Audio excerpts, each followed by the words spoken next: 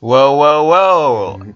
I didn't really have a plan for this intro, but hey, what's up, everyone? I'm Caleb, I'm Cody. and you're listening to Film Bros, I guess.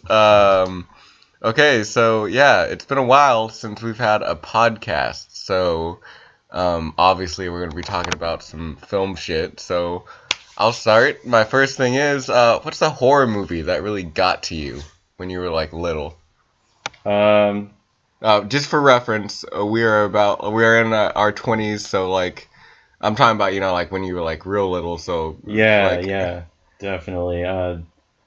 My my probably most vivid memory of a horror movie that I watched when I was young would be, um, there was this time, it was in October, and I was just flipping through channels and like trying to find some spooky stuff to watch. Like, Nickelodeon had the Halloween specials going yes, I on. remember those. Yeah, so I would like watch those for a while, but then one time while I was flipping, this was probably when I was like, 6 or 7 years old. Um, ABC Family is playing Stephen King's It, No, oh my god. and so I'm like, I've never seen that before. That looks spooky. So I go out, I realize that it's a scary movie. So I go out and I ask my dad, do you mind if I watch it on TV? And my dad goes, well, I guess if it's on ABC Family, it's probably okay. What was it about that like period of time like when Gremlins came out? Gremlins was like, like I feel like Gremlins and It have a similar problem where like parents just let their kids watch these and Yeah, like but they're both really hardcore movies, especially that's very like true. It obviously, but Gremlins is really Gremlins fucked. has got some gore in it. There's that whole scene where that one chick, the main chick, monologues about her dad falling down the chimney and Oh breaking his my neck god, dressed as yeah. Santa. I How many fucking kids like forgot about fucking watch that? Like, and that. Santa's not real. A guy Oh died. my god. Jesus Christ. And then like there's the second one too. Oh, I love the second one is one of my all-time favorite movies ever. It's like everything I almost want in like a sequel that's making fun of itself. It acknowledges everything silly about the first movie, and it's just like let's just have fun with it, Oh my man. god, yeah. Have you seen the Key and Peele skit where it's like a round table of writers sitting down and they're like, "All right, guys, it's time for us to write Gremlins 2. Now, I want you guys to just give me every idea that pops into your head. Like, really reach The outside the laboratory box." scene. Yes, like, and literally, they say the craziest shit, and literally everything they say is in the movie somewhere. Like, all right, we're gonna have a cross-dressing gremlin. We're gonna have, I don't even remember See, like that all the movie different really kinds of got gremlins. the Gremlin character for me. Yeah, Like the characters of the exactly. Gremlins themselves. Um, Jumping back on topic real quick, one movie that Yeah. really got to me when I was fucking little, about 8 years old, I watched Cabin Fever. Have you ever watched that? Oh, that I saw that when I was older, like probably a couple I years probably ago. wouldn't think much of it now, but just as a Right, kid, just like all the body gore horror, like yeah. I was like, oh my god, I'm gonna get sick and die. Uh, Oh. yeah, it didn't really affect me that much, but I probably was a little too old for that. Yeah, I'm sure if I watched it like now, I'd be totally fine. But just for some reason, like as a kid, that really fucking got to me. Oh man. Like just like the fact that they were all getting each other sick and everything, and Hmm. like and they were essentially killing themselves. I was like, Yeah. Apparently no. there's a remake of that. I feel like I've seen parts of it, but It's on Netflix actually. oh yeah. For any of you horror fans out there, Yeah. go check that out on Netflix. Nice little promotional side piece thrown Please in pay us. there. You're welcome, Netflix. That's a gift from me to you. Yeah. Not like you needed it from us, but Yeah. but it's still, Can't believe we're it's all we can bankrolling do. Netflix right now. Yeah, we've spent a good 30 seconds promoting them by now. Oh man. But, that was essentially my topic: scary childhood movies. yeah. Well, let's stay along track with that. What's is there anything like recently that you've seen that really affected you as far as a horror movie is concerned? Oh, horror! I'm trying to think horror movies that I've seen recently that came out recently. Like, are you talking like? Yeah, like here's an example. Like, I was going to say, like the scariest movie I had ever seen, probably up until this year, would have been The Exorcist. But like, I've told you this before. Hereditary is definitely the scariest movie I've seen of all time, as of right now. I But still really need to see Hereditary. yes, I'm trying to yes, think. I you do. can't think of like any recent horror movies that scared me like from this year because I haven't really spent my time watching horror movies. I did go Not see necessarily Halloween. this year, but like kind of maybe in your older age, like rather than when you were a kid, something that affected you. Ooh, Because I boy. feel like if something can scare us these days, like that's really something special. Like somebody has to create like kind of a mastercraft in order to really, spook people now. Because there's been so much out there. I did see The Shining for the first time the other day. Yeah, that's pretty terrifying. That I watched it while on shrooms actually, and it peaked right when it started getting to the good parts of the movie and everything. Oh man. Yeah, I remember the first time I watched that movie as well, pretty vividly. That was, but I was watching that with my parents, so it was a little bit less I don't know terrifying how than to feel watching about it that by movie. myself. But It truly is a good movie, but after like doing some research on how Kubrick treated like people, well, yeah, I definitely don't agree with that. Like I'm there's obviously ways to get that kind of emotional reaction out of people without doing that kind of thing. But at the same time, like regardless of his personality or actions, you have to look at the filmmaking as separate, and he really did get like a timeless classic from his methods. Terrible as they were in some ways. the new Halloween remake I saw with you didn't super scare me, but it was pretty solid fucking movie. Yeah, like I think that was up there. Jamie Lee Curtis, dude. Yeah. Jamie Lee Curtis killed it in that movie for me, man. Yeah, Like- I really liked the emotional storylines that were going on in that movie. Like I'm thankful that they threw out all of the other stuff that's been made between the first Halloween and the new one, and like focused on how that original incident would have affected her as a person and how it would have affected the people around her, and then it all comes crashing back down on her, and she I really like the way she just kind of turns I'm gonna into put a up a fucking quick- badass. I mean, I guess it might be too late at this point, but spoiler disclaimer. I want to talk about the gas station scene. Oh yeah, Real quick. this is a spoiler discussion, guys. Yeah, we're so- we're gonna get deep into some films here, and got One it. of my all-time favorite scenes I've seen in recent horror movies is that gas station scene yeah, from Halloween. mhm. Just like because it starts off like the two reporters that just come back from interviewing Michael at like the insane asylum and everything. They're stopping by a gas station, and I forget how Michael follows them 100%. I don't know. But the It might entire have been scene. it might have been he kind of broke out like shortly after they left or whatever. I don't know. He like escaped that one bus. Right. Yeah. Well, Yeah. escaped or was set free. Yeah, that They don't. I like that they don't fully say, and I like that they didn't show him escaping. Yeah, either. yeah, I do really like the fact that they left it up for interpretation, but that being said, he was fucking set free by that Yeah. goddamn doctor character.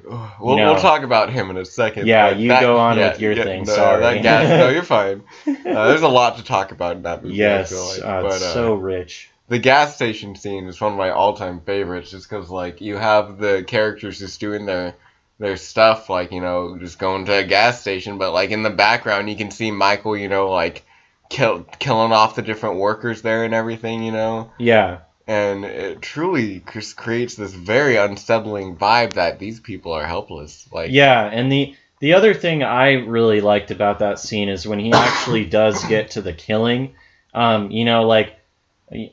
Scientifically speaking, it takes a really long time to fucking strangle a person, and like it takes a lot of blows to the head to kill a person, and that scene is really drawn out and brutal and realistic, and it really gives you a sense of like Michael Myers is just a pure fucking machine of evil. That's what I also really liked that they nailed about the Michael Myers character in this movie. Yes. Like, also, real quick, just about the gas station scene before I go on this tangent. I really just like when he walks up to the door and like drops all the teeth. Even though it was in the trailer and everything, it still was pretty effectful. Yeah, in the movie I kind of wish it wasn't in the trailer. Yeah. But like, that was.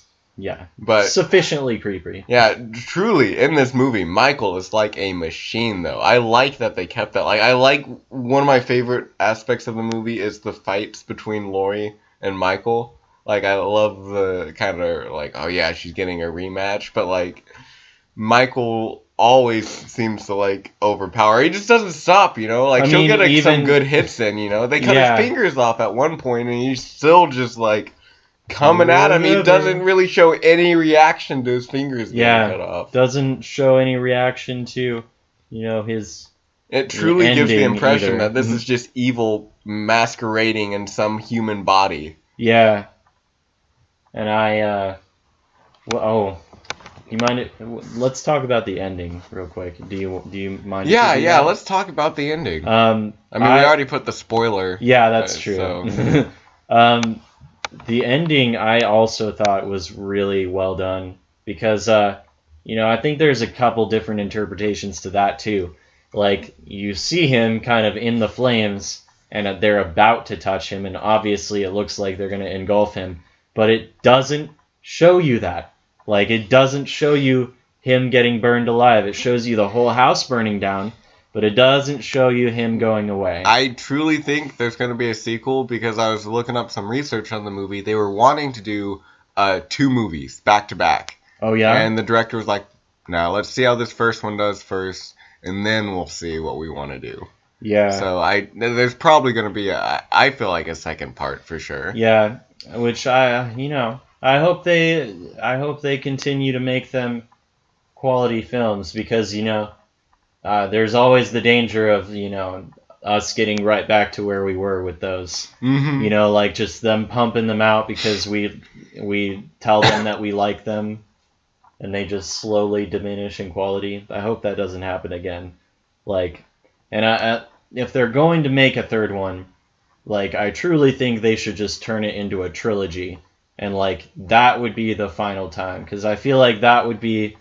Like, if they write something that really is a payoff for the whole series, I think it's going to be way more, like, successful and popular with people than if they just do more and more setup movies. How would you feel about them after doing that trilogy, doing what they were originally wanting to do with the Halloween franchise, which is, a different thing on Halloween, like every, like an anthology series? That would also be... pretty cool too. Like, and I like that idea with a lot of different things because like anthologies give you a lot more room to explore different genres and everything. The MCU is sort of an anthology in the way that the different films are made. I would be down for that as well. Or even if they turned it into like kind of a TV show thing. I kind of want to see a return to the slasher horror movies. We just get a bunch of ghost horror movies now. Yeah. I don't It know would be what I nice liked if they about the would make more slashers. good like interpretations of the classics like they Mm-hmm. did with Halloween. Because I think all of the slasher movies, as much as they get frowned upon by a lot of people, they have their fans for a reason. Like they all kind of have something special and different about them that makes people interested in them.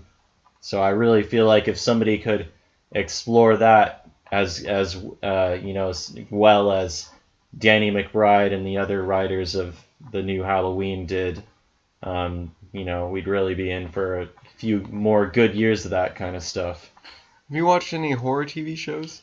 Not recently, no. I mean, I don't really get a lot of time for TV shows, honestly. I would like to get into them more.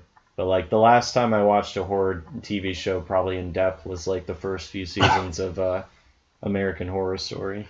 I have a love-hate relationship with American Horror Story, man. Like, Yeah. it. I don't even really know how to like put it truly. Like, I don't know. It'll do some really good horror aspects, and it'll just throw in some weird batshit thing. And I'm just like, I'm lost now, guys. Yeah. I mean, yeah, I do think some TV shows get really bloated with drama and stuff. In the That's kinda first why I season, it was when gravitate like away from them.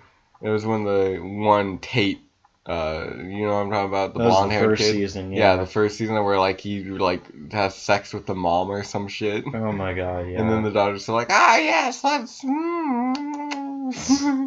Like, what? So weird. Why are you drawn to horror movies? Huh. Well, for me, in general, I'm the type of person that likes to kind of take a dip in all types of things. Like, I do that with music and, movies and TV shows and all that kind of stuff. Like, I just enjoy a lot of different genres in general. There's obviously things that I gravitate more towards. But the other thing about me and horror movies is that I've been watching them a lot more the last few years because me and my future wife really enjoy watching horror movies together. She watches horror movies because that really helps her deal with her anxiety issues and everything That's like fascinating. that. Yeah, and something about seeing, something scary taking place that like it's not real life, and like you can kind of have almost like a roller coaster ride for a while. At the least, it gets her mind off of other things that are stressing her out for a little while, and then like even for a little bit of time after that, because me and her just like talking about the movie and stuff and like what we liked about it and everything like that, and then it also like helps her kind of feel a little bit braver by challenging herself That's with watching good. horror That's movies very, and stuff. very, very good. Yeah, our experience, going back to Hereditary for a bit, our experience seeing Hereditary in theaters was like one of my fondest memories of us going to see horror movies together, because that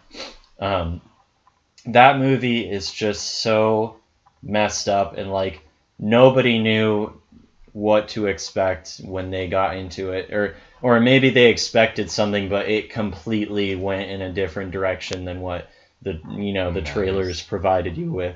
And so because of that, like there was a certain point in the movie where like you know how usually you go to a horror movie and there's going to be those people that are like gasping really dramatically and like kind of yelling at the screen and stuff like throwing that, popcorn and shit. Yeah. But after the midpoint of that movie, and that's a movie that a lot of people haven't seen, so since you haven't seen it, I won't get into spoilers with it, but the midpoint of that movie is just jaw-dropping, and it was complete silence after that.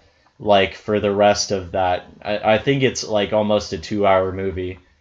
So everybody was just like, just kind of holding their breath waiting That to see where sounds this like was gonna take you. a very I love movie Yeah. experiences like that where like you can feel that like in the energy in the air that like everyone around you is like feeling the same things you're feeling, and you Yes. all get to be a part of the same experience Yes, together, you and know? there was a couple of moments in it too where like people did end up yelling something at the screen. At like, there was one like just I think some dude was like, oh my God or something like that, one of those moments. But then there's a point in the ending where I was just really fed up and pissed off at the movie because it kind of broke like a cardinal sin for me as far as horror movies go. But so I yelled out at the screen, "Fuck! Oh, fuck you!" Like, got a pretty good like laugh of a relief of tension. But then it was like right the fuck back into it. Like Yeah. the thing that I yelled, "Oh, fuck you!" at was just like something that the camera was passing by. So it wasn't even like a focus of the fucking scene. It was just a thing that they added in there just to just piss you off even more and make you even more terrified. God, that movie. Speaking of fun movie experiences, what's your fondest movie experience? That was gonna be my next question to you, actually. Oh, okay, I got one for Like this. movie experiences. Let's go like let's go in theaters, and then maybe if you've had one at like with friends or whatever. Okay. Okay. We can talk about that. But you want to go first, or shall I? I don't mind going. Yeah, go ahead. Man. I remember one of my fondest movie experiences was I was like real little. It was around 2005 when Peter Jackson's King Kong was coming out. Like Yes. I was so hyped for that movie, man. Like I love giant monsters. That was like, one of my phases as a kid. Yeah. Like, I had my Spider-Man phase, Hulk phase. King Kong was one of the phases, dude. Like that movie was awesome. I was like, I can't believe they're like making this movie right now. You know, it looks like so much time and effort is being put into this movie, and Yes. like the original King Kong, I feel like is probably influential to a lot of people. It's influential to like definitely me and a lot of the stuff that I do, but like. I remember I got my grandparents took me out of school that day so I could go see it. And I went to go see it with my grandpa, and I just remember we were like the first ones in the theater and everything, and I don't know, that was just a really nice moment. Oh, yeah, that's super cool. I do remember being like really embarrassed because like that was one of the first times that I realized like I can cry during a movie really easily. So like I went to see it with my dad. I gotta and I'm ask, like sitting next to him crying. What scene? I mean the ending scene. Yeah, I mean, there's probably actually a few scenes like probably the scene where she's teaching him the sign for beautiful. Probably a tear came out of my eye. Do you remember the Jimmy and Hayes characters? Yes, that too. Dude, that bug scene. Those characters, that dude. bug scene was also probably one of the points where I teared up. But yeah, I broke out into tears when that scene is just so well done. Like that movie, like I truly know Peter Jackson put his all into that movie. Like he has the original King Kong. It's what inspired him to get into movie making entirely. You know, like, and it's so crazy how he got it because he didn't even like ask to remake it or anything. He was just like doing like something at Universal, and Universal came to him and they were like, "Hey, we got 2 movies that we want to remake. You can pick which one. We got Creature from the Black Lagoon or King Kong." And I love Creature from the Black Lagoon too. I'm still hoping one day that's going to get a proper remake or something like that. Yeah, if you've seen Shape of Water, it's as close as we're going to get right now. Yeah, I mean, it's definitely not anything like the old movie, but it is. I did enjoy that take on it. Guillermo del Toro, you are the shit, man. Yeah. Yeah. Man. But you and what were we just talking about? Peter Jackson? Oh, yeah, you and Peter Jackson both, man. Yeah, I was going to say, but yeah, I truly can tell Peter Jackson put his all into that fucking movie, man. Like, he loves the original King Kong. I could tell he loved, like, being able to do the new one. And the new one was essentially what I think a remake should be, you know? Like, they had a lot of similar stuff, but it was its own story, too, you know? Yeah, it was... a masterpiece for, pretty much everyone involved. Like that, if Andy Serkis didn't deserve an Oscar for playing Gollum, playing Kong is probably like his, biggest. Uh, I don't know. Like that's something Let's that's say never Caesar been. was a pretty good role for him too. Caesar was really good too, but Caesar, he got to be a little bit more human with eventually, and that was really cool to see him literally play a character from birth to death. Like that's really his his epic poem as far as his acting career, I think. But Kong, I think, is his really greatest achievement because I could agree with he that. made something that like has almost no human elements to it. Very emotionally affecting. They make it look like a real giant gorilla, Yeah, and that's Andy Serkis put his all into that too. They didn't want him to do this at all. Like I've watched the behind the scenes for the 2005 King Kong movie. Like Peter Jackson goes so in depth with his behind the scenes stuff on that movie. I imagine he does with his other stuff too, but if you're a fan of behind the scenes stuff, I gotta really recommend the behind the scenes extended editions for the 2005 King Kong. Oh yeah, because I totally lost my train of thought. We were talking about Andy Serkis. Oh yeah, Peter Jackson talking about Andy Serkis. Well, yeah, when he was going to train for the role of Kong, he was like, hey, I want to go actually spend some time with real gorillas, like in the mountains and everything, like out of captivity, see how they work. About this. Yeah, and they were like, we don't want you to do that because they're dangerous, and if you get hurt, who do we have? And then one day Peter Jackson gets a call, like, just out of nowhere, like, hey, Andy Serkis is getting on a plane to go hang out with some gorillas or something. Oh my They're like, excuse me, what? And he was gone for like 2 weeks, and he came back, and he was like, let's do this. That is the kind of like artist that he is, man. He is a master of the study of behavior.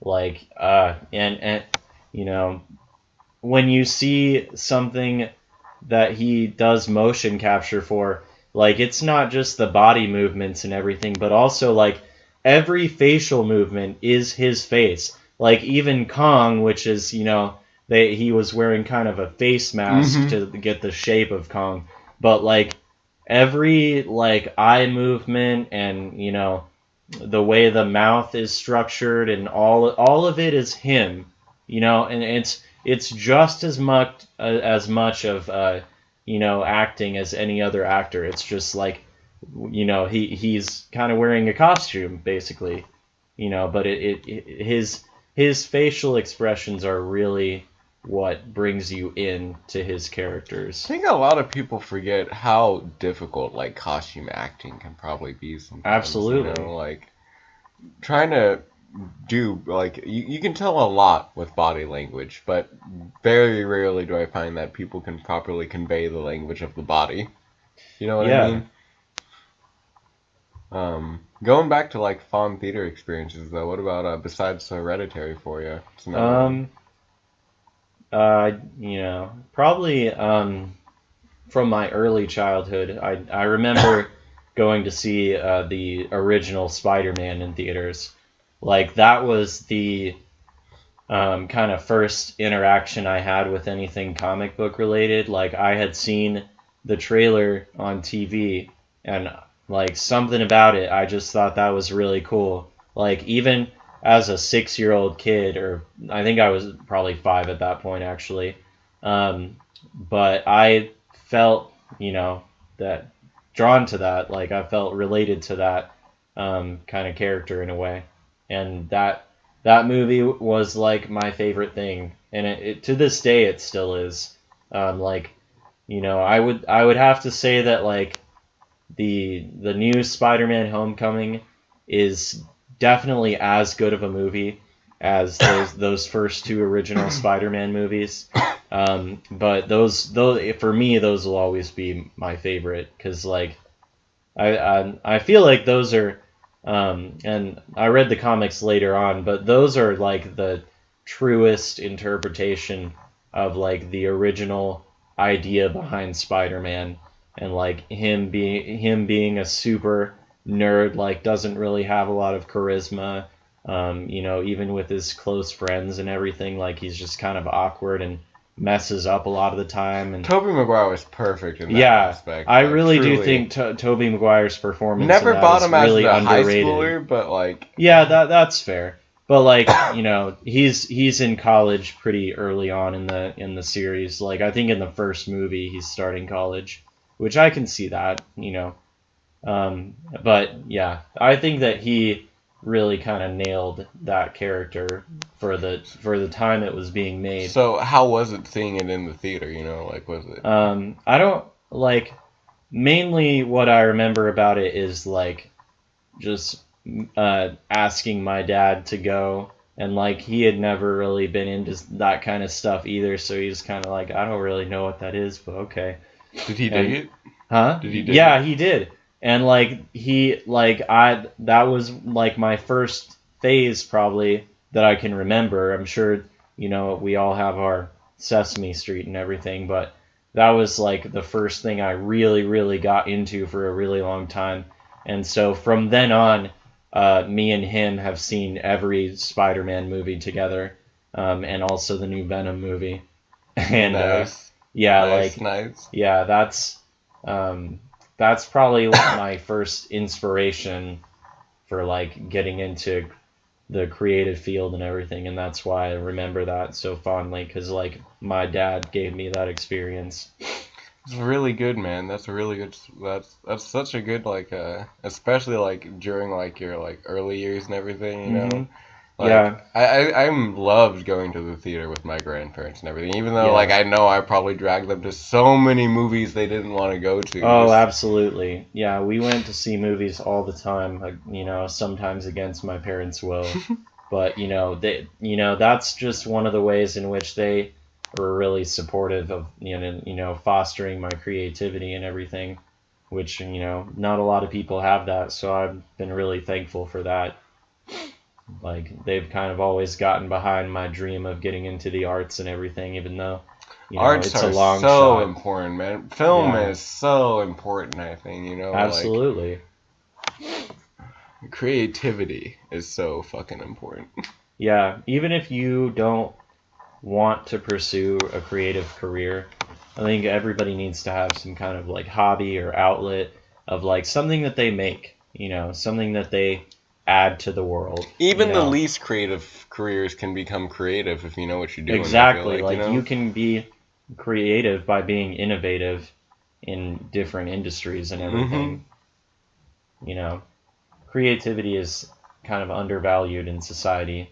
Like we're kind of fitted inside boxes with a lot of jobs that are out there. I remember another really fun theater experience I had. It's another giant monster movie. Like Yeah. I have like maybe two other theater experiences, but they're both giant fucking monster movies. I just really enjoy giant fucking monster movies. I truly believe if you're gonna see any movie on the big screen, it's got to be a giant monster movie. Because where else are you gonna get like an actual sense of the scale of the creatures? Yeah, that's absolutely Like true. IMAX, go see a fucking giant monster movie. And that Hmm. when something steps on the ground, you're gonna feel like feel the ground shake, gonna feel the building shake. It's gonna be like you're there. It's fucking great. But Yep. the 2014 Godzilla movie drug like all my friends there, my girlfriend at the time, like and fucking I was so fucking hyped for that because I mean like Hmm. if there's any fucking giant monster that I am a huge fan of, it is of course Godzilla. Yep. And I just remember like saw it opening night and everything, and like the audience was really getting into it and everything. There'd be moments where Godzilla would do something really cool on screen. Everyone would be like, "Fuck yeah!" like cheering and everything. Everyone was just having a really good fucking time with it. I was like, yes. Yeah. I like because typically Godzilla is seen as something just really silly. I tell people I'm into Godzilla, like, ah, yeah, a guy in a rubber monster suit, kind of cheesy looking, but like Right. here people are like, oh man, this is some of the coolest thing I've ever seen. I'm like, yes, Absolutely. yes. Dude, at the time I didn't really the movie was okay for me at the time, but I also remember my theater experience of that very well because I saw that when I was working at this Boy Scout camp in Colorado, and there's this little town called Walsenburg that has one theater that plays one movie at a time. You told me. I Yes, love this. and this theater is like an ornate, like it's a pretty big stadium size, but it's like just very retro theater, kind of 70s era. You know, it's got the marquee on the outside, you know, the ticket taker that's in the window on the outside of the building instead of when you walk in the door. Yeah, Classic. it's pretty cool environment to see a movie in, and you know, I was really interested in it, and you know, kept me going for a while. It was mainly like you know, well, I'll talk about actually seeing it first. The coolest part of the entire movie was the first time that you see Godzilla like in full. It's one of my favorite scenes in cinema history. He walks up on the scene, like you start with his feet, and like it's that first step, everything goes quiet. That first step he takes. Yes. You know, you're focused on the other monster, everyone else, and like, you know, the movie is focused on the other monster. Yes, They're screaming and everything, and then just boom, oh, there's something much bigger here. Slowly pans up his body, like, and they take their sweet time. Like it is pretty cool, and like just I love how they stay on his face for just like a little second there, and then just the roar. Like it is so satisfying, and that theater being how old it was, like things kind of shook, like a little kind of earthquake in there. Like it was almost like there was a monster screaming outside. It was pretty. I wonder what the theater sounded like outside of, like, you know, like anyone walking by. Somebody just hears a little roar when they. Like you're in Colorado, you're like a mountainy part, you know, it's like echoing through the mountains, you know. Exactly, dude. Someone like way off in the distance is like, what on earth is out there tonight? Yeah, and yeah, I mean that was.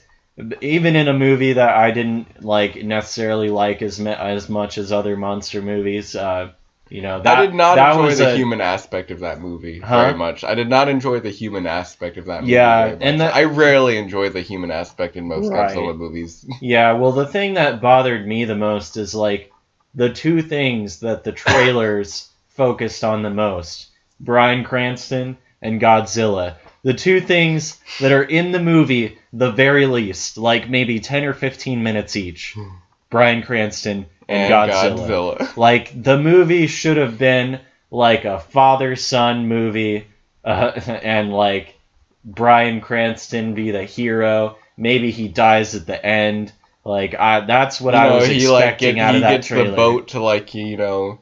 His son are trying to figure out how to get the bomb away, and he pushes his son away and, you know, pushes the boat out. Yeah, and like I don't, and that's the other thing is I don't really care about any of those things that are going on with the humans, because my problem is like Aaron Taylor Johnson. I like Aaron Taylor Johnson, but literally all he's given is just to like move from set piece to set piece. Like it's just them running around trying to survive. I still do love this movie. I'm sure people might be going like, "Didn't you just say you love this movie?" I do. I do love this movie, but this movie has some flaws, you know, like and there's a lot of movies that have flaws that I have in my collection that I will still criticize. You know, that's what I won't sit here and try to. Is about. I'm not going to sit here and be like, "Oh yeah, Godzilla's the best film I've ever fucking seen in my whole life." You know, like I mean, I just really enjoyed it. You know, everything that actually has Godzilla in it,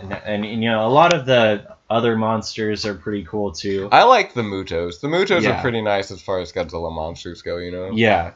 Now that being said, I fully expect to be all the way into the new Godzilla. The trailer for the new Godzilla is one of the most beautiful things I've ever fucking seen. I remember loving the trailer for the original Godzilla movie and like being super pumped for it. But like now I know that we don't have to really focus on humans as much since we have 4 goddamn monsters. There's gonna be And more. if they're gonna have human stuff in it, it's gonna like actually matter for the story, I hope.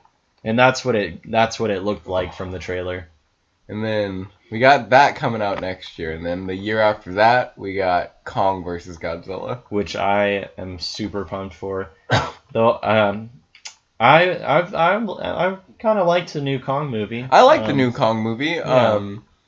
I like the different interpretations of Kong and Skull Island. Yeah. I like that they had but I kind of like that they didn't have just the plain old dinosaurs on the island. I like that they tried to switch it up a little bit and get some weird creatures like on the island, you know? Like, yeah. The only thing that I really wanted that they didn't do is that I was kind of personally hoping that they would tie it into Peter Jackson's King Kong. Yeah. You know, I would love the idea of like the whole first King Kong movie, like they didn't even get past half the island. Like all of the stuff that they show you in Kong Skull Island was like the other, like they were on the northern side and this would be the southern side or something like that. And like that's why there's still a Kong there that's running around. And this one was like way bigger than the original one, so I thought it would have been really cool if they had like a case file. You know or how something. the movie was originally supposed to open up? What's that? So it was supposed to open up with this World War. I think the pilots crashed in World War One. I think they were supposed to open up with this fight on the beach between these two enemy soldiers, and then a giant monkey was gonna run out of the jungle and everything, and everyone was gonna focus their fire on it and kill it. And then that was going to be the opening, and people would be like, oh shit, did you just kill Kong in the opening? And then a much bigger monkey was going to come out and fucking wreck everyone. Yeah. I like the intro for Kong Skull Island, where like you got the two guys fighting, the two fighter pilots. And then all of a sudden, that giant hand shoots up and just... Yeah.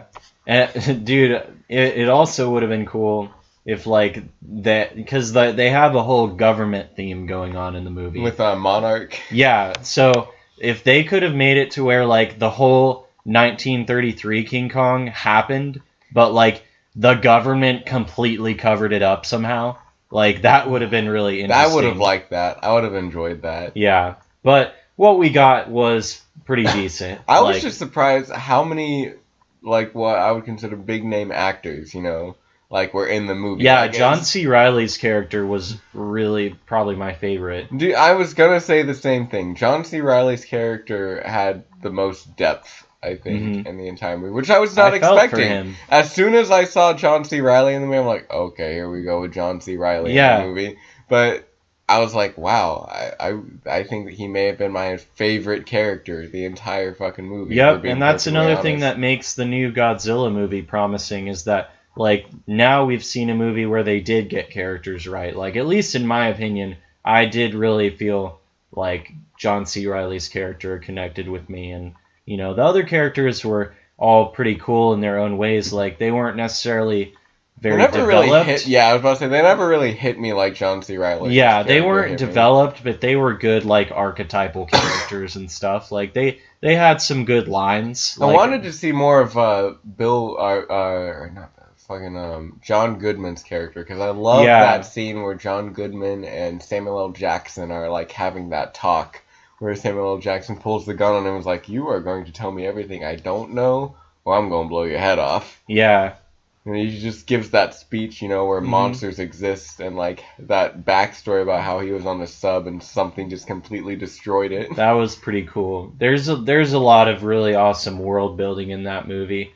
But it's not like hitting you over the head with it either. Yeah, exactly. I enjoy that. Yeah, to me the closest thing I could compare it to is like a classic adventure movie like Indiana Jones. Like it's not necessarily like, tackling a lot of heady lessons and it's not going to give you the meaning of life, but yeah, but it is it's going to entertain you. It is like really masterfully done, and like the original Indiana Jones is a very plot-based story where there's not a lot of character development. The CGI for Kong is pretty good too. Yeah, throughout the movie, which surprised me. Kong is the same way.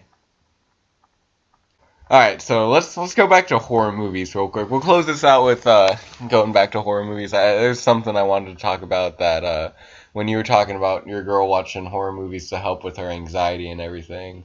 I was just thinking about how, and I'll use the Babadook as an example, how because the Babadook, for anyone who's seen it, a very good movie, but Mhm. very good representation of depression too and Yeah. dealing with that. But horror movies are a wonderful way, I think, to get some of, for people who suffer from some of these mental afflictions to describe what it's like living with them. Because sometimes like shit like, depression and everything, it is a horror movie almost for you to go about your daily life, Yeah. living that.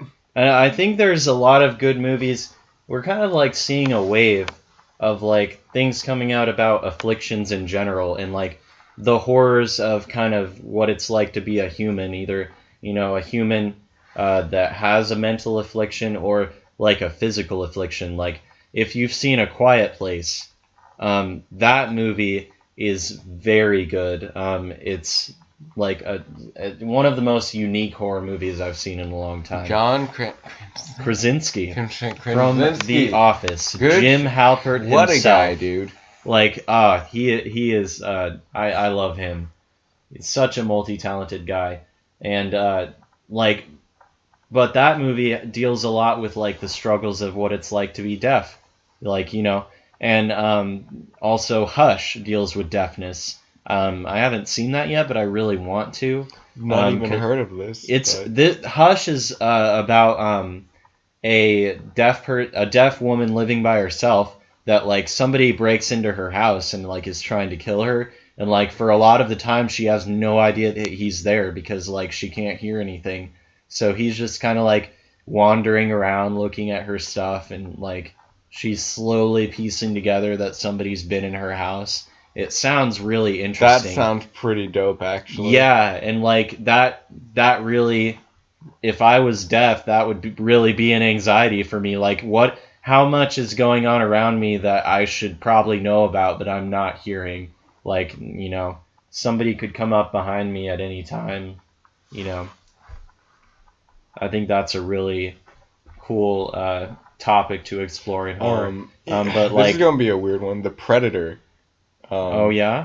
I really liked some of the portrayal of stuff in The Predator with the military. Oh, the guys. newest one. Yeah.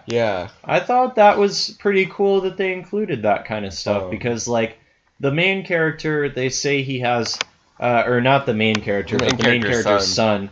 They say he has Asperger's, which for people that aren't really that into psychology and everything, Asperger's is it's a form of autism, and it's not really recognized as its own thing anymore. It's like part of the spectrum of autism. But like the main character's son, they say has autism, and he's played by Jacob Tremblay, who you might have seen in the movie Room. He was very good in that movie as well. He's a very talented. I think he's like 7 years old. But he, like his character is actually pretty neat, and like they don't use the Asperger's thing as like a crutch to just kind of make him like a stereotypical like character with autism or something. He's like, he's an actual, like, he drives the plot a little bit. Like he makes a lot of decisions. They use him as like things. An example of this is the next step in human evolution. Exactly. Exactly. Which that blew me away. I was like, yeah. Wow. I'm wasn't so glad there that this is in here. Yeah, and then there was that other guy that had Tourette's, which he definitely was more of a stereotypical thing, but I think that he was a pretty cool character in and of himself. The way they handled the relationship with him and was it Jordan? No. Keegan-Michael Key. Keegan-Michael, yeah, Key. Mm-hmm. The way they handled the relationship between those two, I loved, because of course, Keegan-Michael Key's a funny guy, but when they got to why he was so funny and everything, and yeah, there's this one moment I remember where in the movie they're on that ranch and you see like Keegan start to like tense up and like start to break down, and his buddy's right there with him. He's like, yeah, this just happens every so often. Yeah. And that movie is It was a small moment, but I'm glad yeah. they put it in there. I think that's a highly underappreciated movie. Like, there's a lot of good character stuff in that. But there's some of the Predator aspects that I wasn't too crazy on, but some of the character aspects I was like, this is pretty fucking good for a horror movie. Yeah, right like here, there's a lot of diversity in those characters that they get into in that. But like going back to movies about people with afflictions, yeah, The Babadook is another one that's come out. That's for me, I've had some depression going on, but that was kind of one of the first things that like made me realize what was going on inside my head, and kind of helped me come to terms with it in a way. And when a movie can do that for anybody that's going through a tough time with something that's going on in their life, I think that's a really cool thing that filmmakers can achieve.